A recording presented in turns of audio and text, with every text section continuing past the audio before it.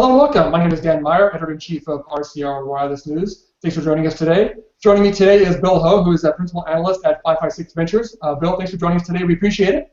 Always happy to be here. Great. I know we've done these in the past, but hoping to do another recap of the first quarter carrier results with Bill to get kind of his insight and what he saw with the numbers and maybe some trends that we can see going forward. So obviously, Bill, I guess we'll start off with another big quarter for T-Mobile, for instance. Verizon had a pretty positive quarter, so did AT&T. As always, Sprint, well, not always, but as recently been happening, Sprint has been struggling a bit. I guess what's your general overview of kind of how the quarter went for the four big guys, at least, in the domestic market? Right, so the big winner is T-Mobile, obviously. What they tout is their net additions. Net additions is something that I think people who are in the wireless industry always follow, is basically the number of connections, not necessarily the number of subscribers now, but T-Mobile came in with that number that had far exceeded the big two that dominate the industry. So 1.3 million, and the two combined didn't even meet that. So with T-Mobile in terms of their net addition numbers, that means that their Un-carrier strategy of grabbing subscribers is taking hold. The only question with T-Mobile is, I guess, in the financial community, that they've been very, very aggressive. How does that impact margins, and is this sustainable over 14 and maybe 15? Yeah, that's a good point. Yeah, you're right. I mean, the numbers, like you said, they were great net adds. But yeah, the financial aspect of it, I think their returns gone down quite a bit. The cost of acquisition, I think in January they launched that ETF program where they started paying everybody's early termination fees up to $650 per customer. So that's obviously a lot of upfront costs. I guess they're not paying subsidies anymore on devices upfront, but still, that ETF thing definitely seems to have impacted their numbers, especially as they're gaining a lot of customers. I'm guessing a lot of those customers are coming through that ETF program. So that seems to be, like you said, kind of a big financial impact for them, at least now. And like you said, maybe for the rest of the year, that could be a huge impact for them. Yeah, so the thing that you talked about is the unsubsidized devices, and obviously it's helped them. So that's the other trend that not only with T-Mobile, which we expect, but with AT&T, how aggressive they are in pushing Next. So Next is the unsubsidized program, and you trade that for a lower service cost. And I think the big two, Verizon and AT&T, is basically, look, you're shifting numbers, and you're recognizing more equipment revenue up front, or you're recognizing equipment revenue over time, and your service revenue is going to drop. So the big two have always said it's kind of shifting where the numbers fall and when it falls. But the trend is that from a competitive aspect of it, it's working well for T-Mobile, it's working well with AT&T, and Verizon, who wasn't really pushing that, is forced to kind of admit that they're putting the effort into what they call the Edge program, which they have said that they're going to expand from their carrier retail stores to increase distribution in their distribution partners. So that's kind of the trend that's working. The other thing is that AT&T and Verizon, because they have such a large base, they're saying, we're not going to go full guns like T-Mobile. We know that there's a large base that still likes the subsidized program, and we're going to keep it until the trend goes against that. Yeah, you're right. I mean, Verizon, obviously, during their conference call and at investor conference this week, their CFO, Fran Chimo, was really aggressive in trying to get the point across, like you said, about how the financials work when it comes to these installment plans on devices. So yeah, they're definitely being very, trying to be very open and getting the message across that, hey, this is what this is, and this is why we're not being too aggressive with it, because it does impact the financials, and it kind of sets up a question mark on how you account for this financial aspect of the device subsidy up front, or how are you going to do it. So you're right. That's been a pretty important part for those guys, at least in explaining what's happening.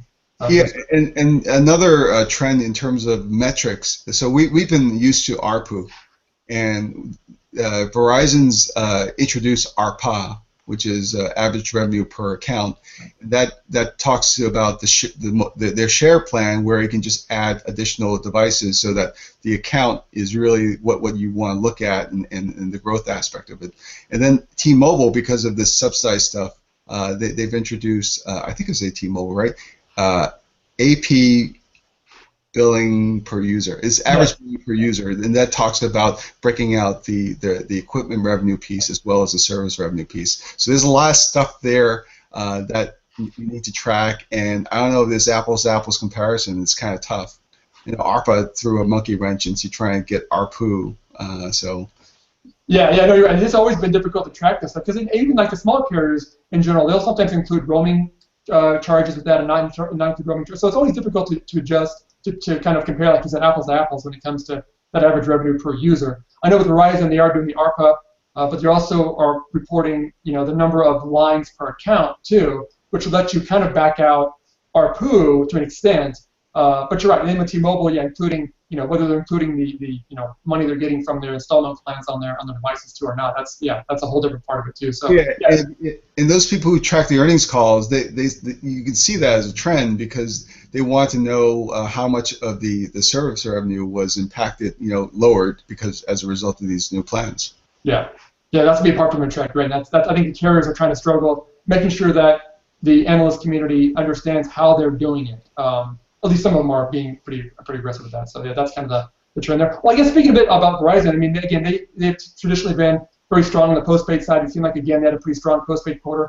But they do seem like over the past couple of months, they've at least acknowledged some of the competitive pressures coming across the market. I mean, they've kind of updated some of the pricing plans, matched AT&T on a few of them. Have not got quite as aggressive as T-Mobile, but they've definitely made moves, at least in the past couple of months, which maybe they're acknowledging the fact that they are seeing some competitive pressures and they need to react. They can't just sit on the sidelines anymore and just tout network. They have to actually have pricing plans that consumers are at least a little more open to for their services. Yeah, and I attribute that I think there's a couple of things going on. One is they've admitted that their 3G base as well as a basic phone base, which they hope to upgrade and transition to 4G smartphones, is really, it's being, at least in Q1, has been poached, for lack of a better word, and it's either AT&T or T-Mobile or Sprint. But there's an admission there, and that is disconcerting because that's where their hope that their growth is, right? Every carrier wants to transition and migrate the basic phone base to higher ARPU smartphone plans. So that was one admission. The other one was the competitive move relative to their share plans. Yeah. And I saw that as, and even Ledger and Braxton Carter from T-Mobile said, the Verizon move was really more of a reaction to AT&T, and which it was. And really, the issue was when AT&T dropped the price point where if you buy 10 gig or more, the price substantially dropped from the access charge to $15 per phone, and it can add up. If you're on a subsidized plan or you're below there, you're either at 25 or 40 bucks, and so that had some, I guess, overall account value if you were doing the math. That was impinging upon Verizon, and that's where I saw that Verizon and AT&T were doing those things, not necessarily against T-Mobile, but against each other. And the another move was to kind of, and I think the Verizon CFO said that they were adjusting their data threshold to grab the entry and to migrate that basic phone base.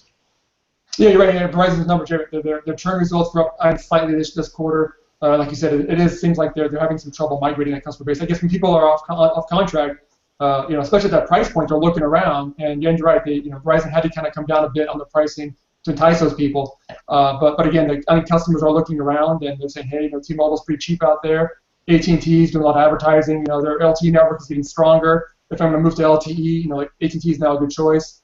So yeah, you're right. It does seem like they've had to kind of react to that transition of their customer base. And they keep saying they want to transition the customers because, again, the LTE network is so much cheaper for them to run that they want to get those customers on that network, first of all, for the efficiency there, but also because, like you said, the ARPU part of it as well. They want to get a little additional revenue out of it. So that's and looking ahead and trend, I think if I were the smaller carriers, I would kind of push the whole network parity thing.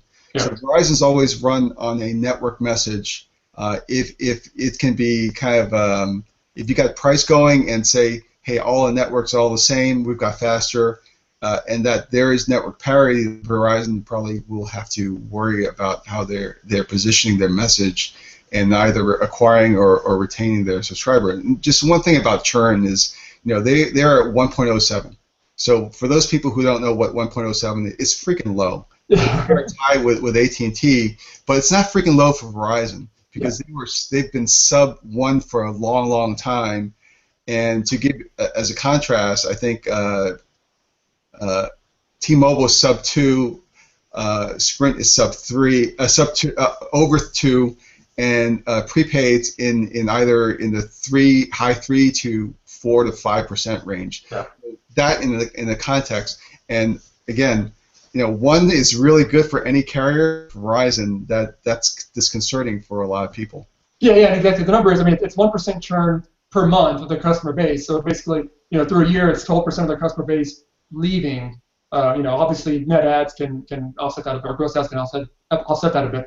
But yeah, so again, if you go 5%, you're looking at 60% of your base churning every year, which that becomes a bit of an issue operationally. But yeah, that's obviously the churn. And how you offset that is either through retention programs or as Verizon's doing is that they're expanding the distribution capability for edge. Yeah. So that, Yeah, exactly. To better base. Well, one carrier we haven't talked about too much yet is Sprint.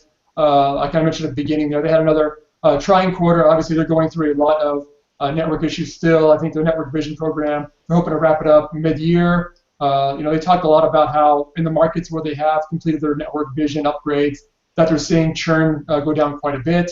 But it does still seem like they have a lot of markets they're still trying to work on. So obviously, they had another tough quarter, lost more customers.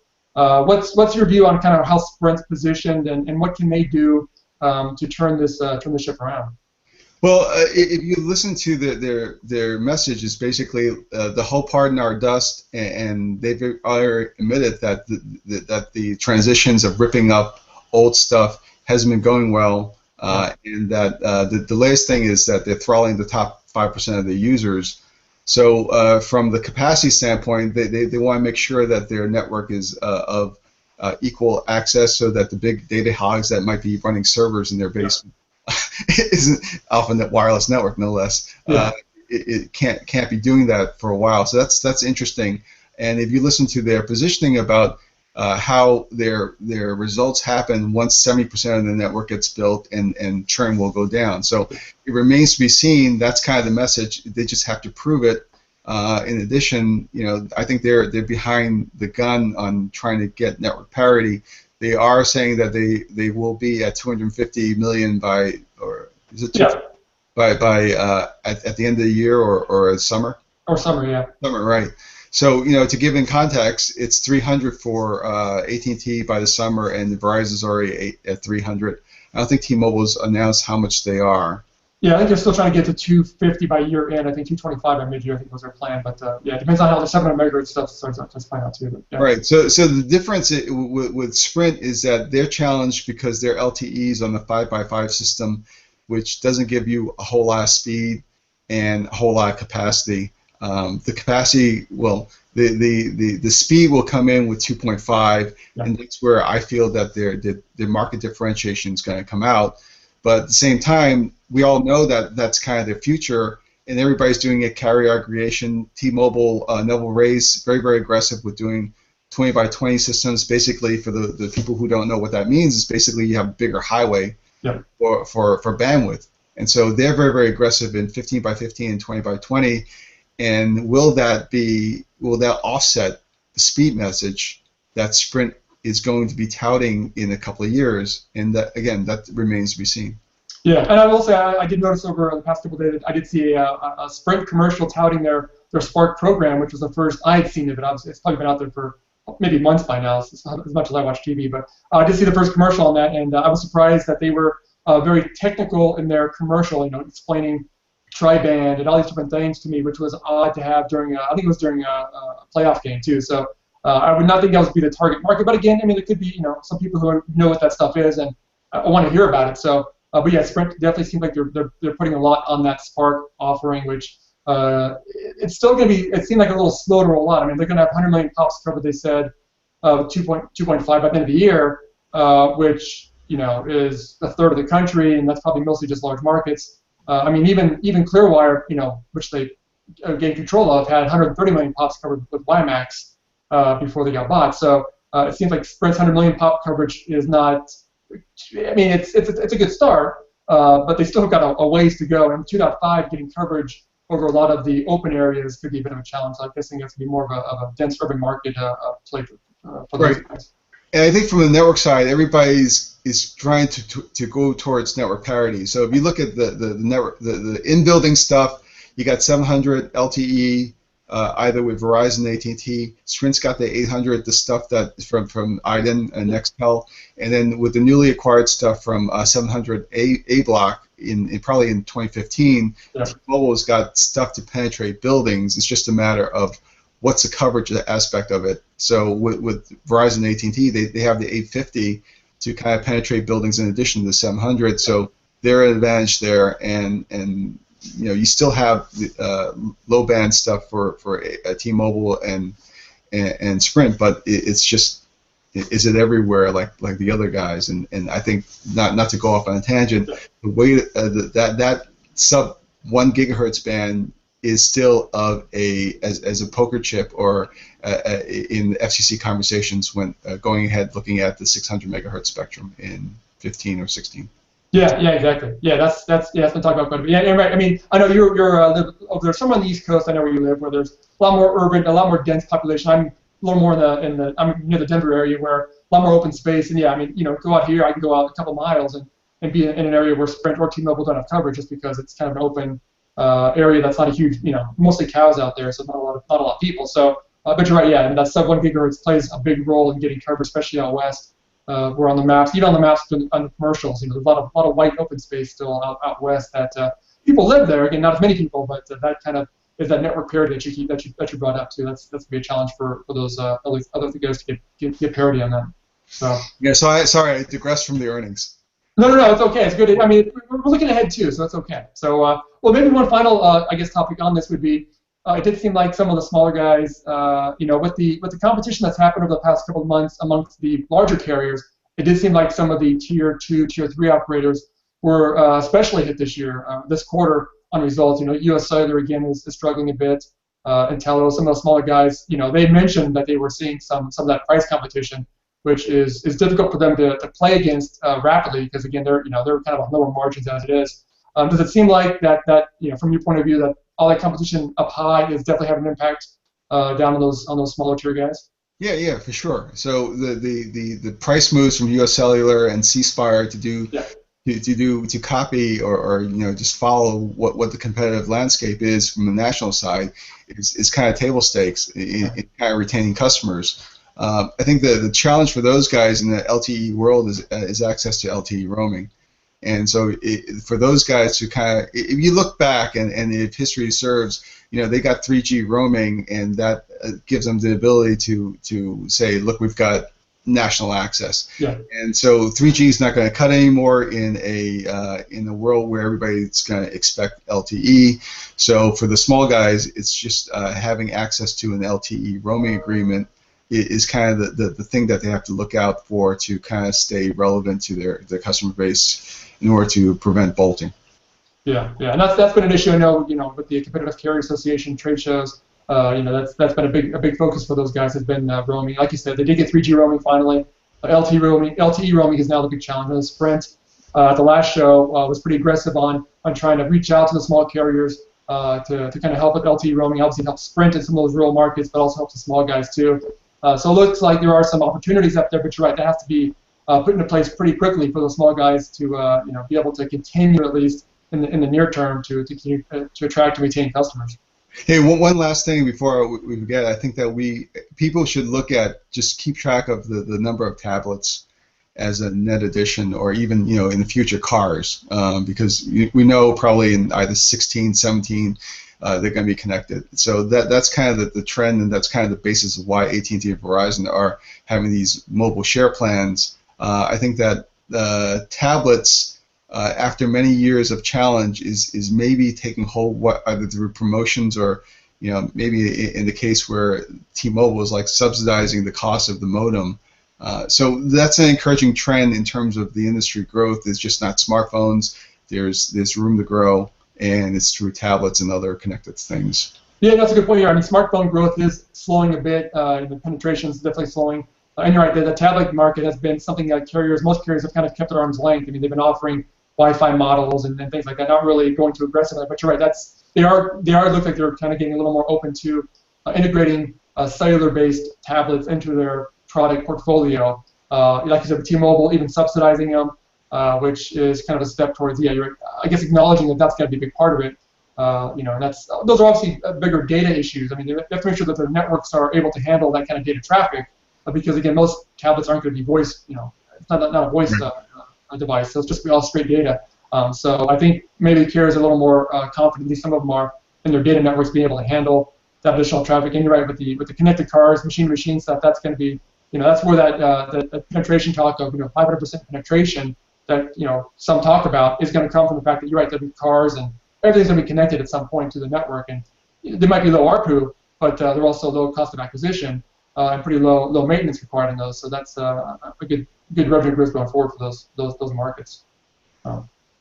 Very good. Well, hey, Bill, definitely appreciate again the insight on first quarter results. I'm sure we will talk again soon. I know we've got some Spectrum auctions coming up here soon. Maybe we'll do one of these on some Spectrum auctions. Obviously, with carrier results coming up for second quarter, we'll do that as well. But again, thanks so much for the time today. We appreciate it.